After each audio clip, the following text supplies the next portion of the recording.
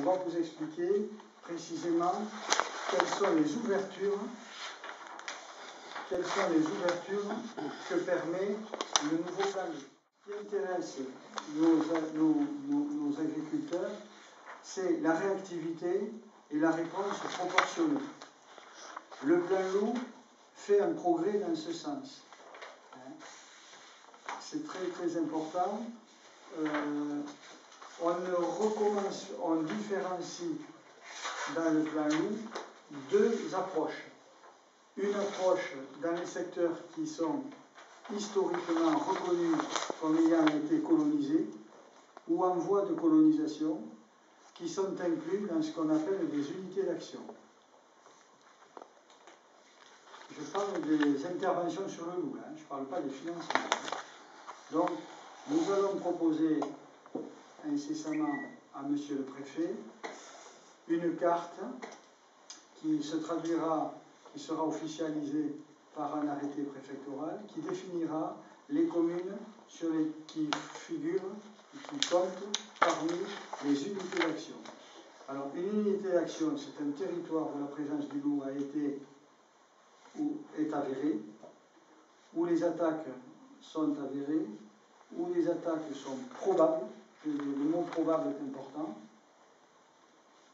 et puis aussi possible, parce qu'on l'a interprété possible. Effectivement, les unités d'action sont des territoires où vous verrez que la réactivité est de mise en matière donc d'intervention sur le loup.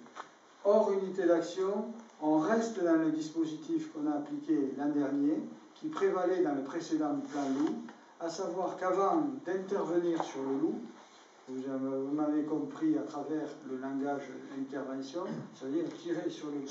Avant de tirer sur le loup, on essaie de l'effaroucher. Pourquoi? Parce qu'on considère que ce territoire n'est pas colonisé et qu'on a encore la possibilité de le faire fuir.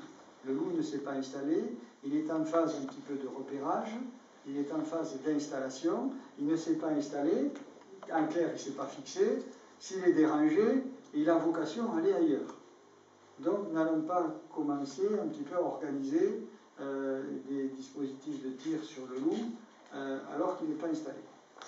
Donc, il y aura une phase d'effarouchement qui devra précéder, hors unité d'action, les interventions sur le loup.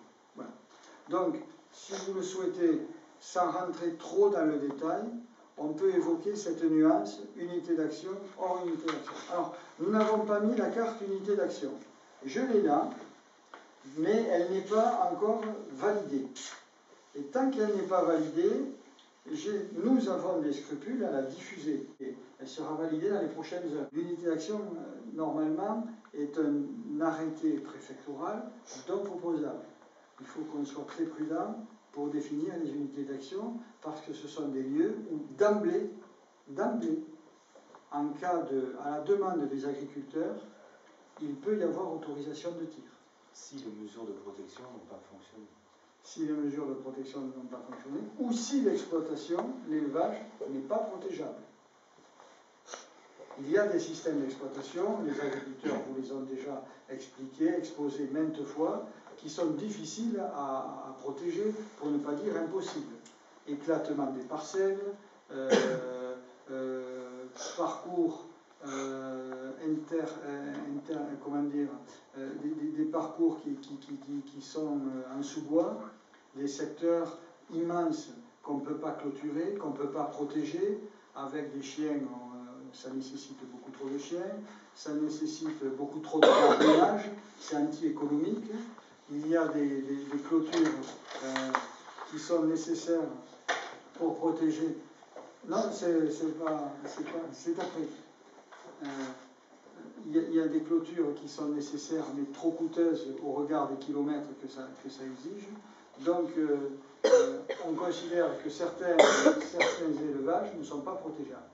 D'ailleurs, l'étude de vulnérabilité qu'avait rédigée la Chambre d'agriculture à la demande de M. le Préfet l'an dernier fait ressortir que sur certains systèmes d'élevage, la protégeabilité n'est pas possible. Ce terme, c'est un terme qu'on trouve dans l'arrêté ministériel. C'est vrai que protégeabilité, c'est un néologisme, hein, mais bon, ça figure dans l'arrêté, on le prononce, puis tout le monde a compris ce dont on parle. Hein. Voilà. Donc, point important, en zone d'unité d'action, on peut intervenir rapidement si on trouve immédiatement sous forme d'autorisation de tir, de farouchement ou de défense, avec toute la gradation que vous connaissez, puisqu'on peut aller jusqu'au tir renforcé, si le troupeau n'est pas protégeable. Si le troupeau est protégeable, il y a des systèmes qui sont protégeables. Hein. Un élevage d'ovins laits est plus facilement protégeable parce qu'on doit rentrer les animaux le soir pour la traite. Donc si on les rentre le soir, on peut les garder à proximité de la bergerie sur des parcelles qui peuvent être mieux clôturées. Donc là, je pense qu'on pourra trouver des élevages protégeables. Et il y aura au préalable une expertise de la DDT avant de délivrer une attestation ou une reconnaissance de non-protégeabilité.